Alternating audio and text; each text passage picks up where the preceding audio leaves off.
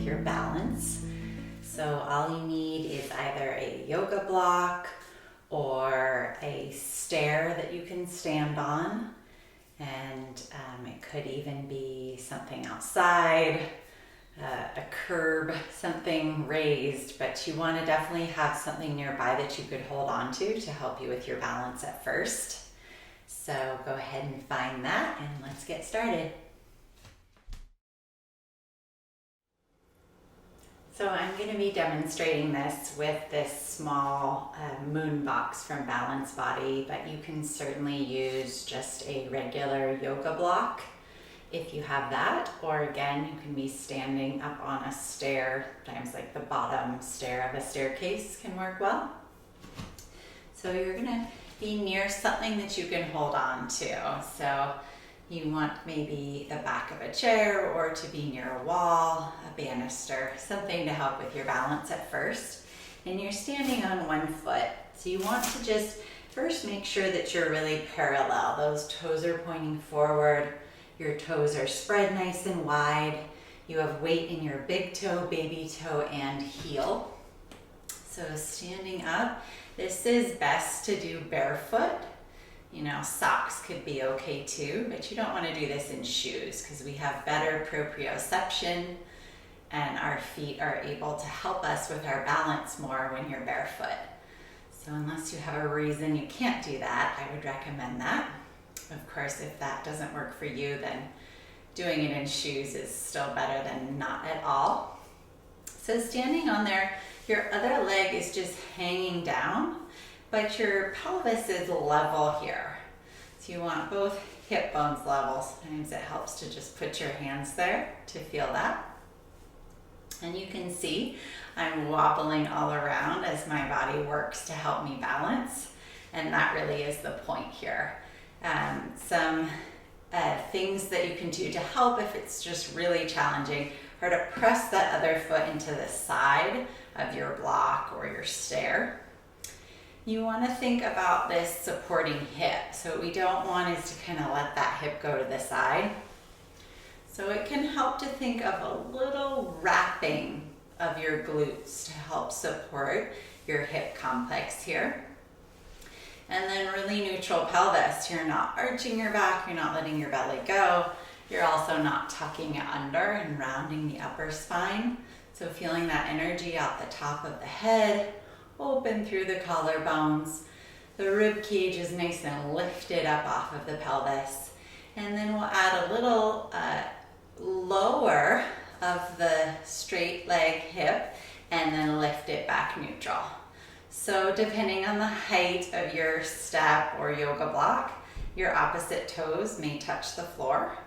And as you can see, it's a super small movement. So I'm just letting that hip go down and lifting. And I'm trying not to let this greater trochanter femur kind of angle. I'm trying to really plug it into my hip joint and just tip the pelvis. So subtle. So try to do about 10 of those. So if you need a rest now, go ahead and take a little break off of that leg. You could certainly pause the video, do that all on your second side, and then come on back to your first side, and I'll show you the next exercise.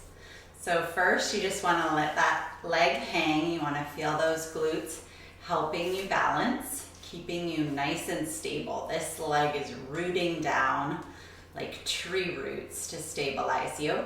And now we're just going to do a small swing with the leg that's hanging.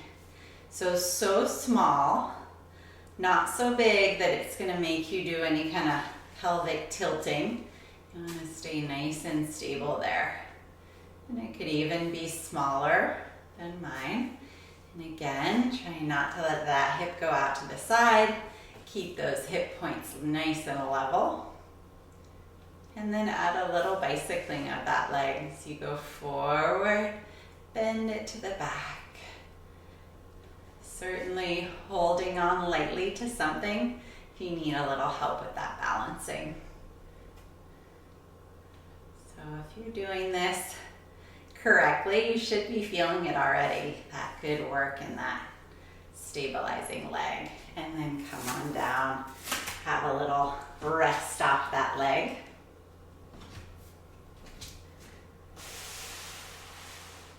All right, so let's do some of that on the other side. So we'll go into the other side now.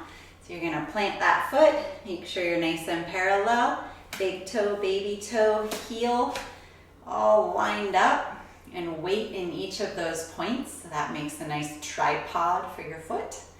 And you're feeling your glutes on this supporting side, wrapping around to support you. Hip points nice and level. And first you're just balancing here. You're feeling your abdominals lifting. Can you breathe in and out through your nose smoothly? And if you need a break after this, go ahead and pause the video. If not, you can add that subtle swing. So it's really small. You may feel a little more wobbling in your foot now that you're moving more. And of course, holding on to something if you need that.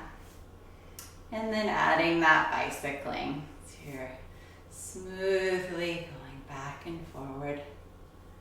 So it's completely normal to have one side, one leg that's a lot easier than the other. But just something to take note. Maybe you need to do this a little more frequently on your weaker side so that you can become more balanced. And that will certainly help your balance out in the world, on a walk, on a hike. Help your body to not take a tumble when you hit some ice. And nice, come on down.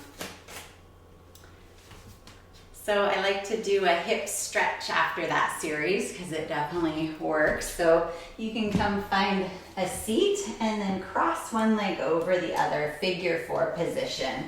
So you're gonna be really flexing that foot and then just lean forward.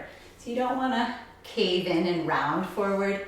You wanna hinge forward, and you should feel a pretty good stretch right away, unless you're super flexible, then maybe you wouldn't. So breathe into it. And then come on up. Switching sides, cross that other leg over, lengthen your spine, and hinge forward. Breathing here. So lots of versions of this sort of figure 4 stretch, but definitely one of the best stretches to add into your daily routine if possible, at least weekly routine. And then uncross those legs. So the next balance exercise, you're gonna need a chair or something about chair height to hold on to. And you're gonna come into a forward flat back position. So you come with your hands on that chair and you wanna slide your shoulders down your back. And it's really a hip hinge, so we're not rounded. You wanna send your sits bones wide behind you. Bring your feet all the way together. Again, this is best done barefoot, but you could certainly do it in shoes. So you're gonna send one leg back behind you and just lift it up, only so high that you can keep your pelvis square and level. So both hip points pointing straight down. What I wouldn't want is this external opening here. So here you are, not a lot of weight in the hands, they're there to help. And then send your weight back. So your whole foot is planted, but there's a little more weight in the heel part of your foot. And that's gonna really engage that supporting hip complex and help you balance there. So this is it, we're just breathing. We could take a little bend of the knee and then lengthen up, and again bend and lengthen up. 2 more, bend and lengthen and bend and lengthen. Go ahead and lower that foot and come all the way up. Shoulders roll up and back. And we'll go to the other side. So So hands on that chair, legs together, and a nice flat back. So abdominals lifting, tail goes back over those heels, and then lengthen that other leg straight up to the back.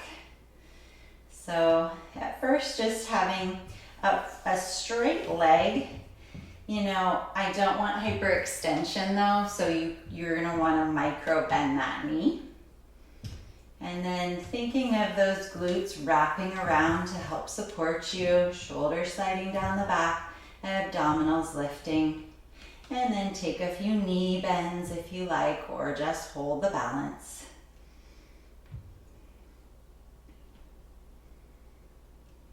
And then put that foot down and come on up to standing. So your next exercise, we're gonna come into some calf raises. If you need to hold on to something for balance, do so. Your feet are just a couple of inches apart. They're very parallel. And then I want you to lift up onto the toes and lower those heels. And lift up onto the toes and lower the heels. So you're keeping your toes spread wide and you're trying to evenly have weight in all of your toes versus kind of rolling to the outside or inside. So if you need help to do that, it can help to have a yoga block or a ball just right above the ankles. So you can place a yoga block right above your ankles, and that can help you with your alignment. So you're gonna lift up and lower down. And that's just gonna help keep you more honest. Make sure you're not rolling out or in as you go here. And we'll just do a couple more up and down and up and down. All right, well, there's a few things that you can do quickly that will really help your balance. I'll see you next time.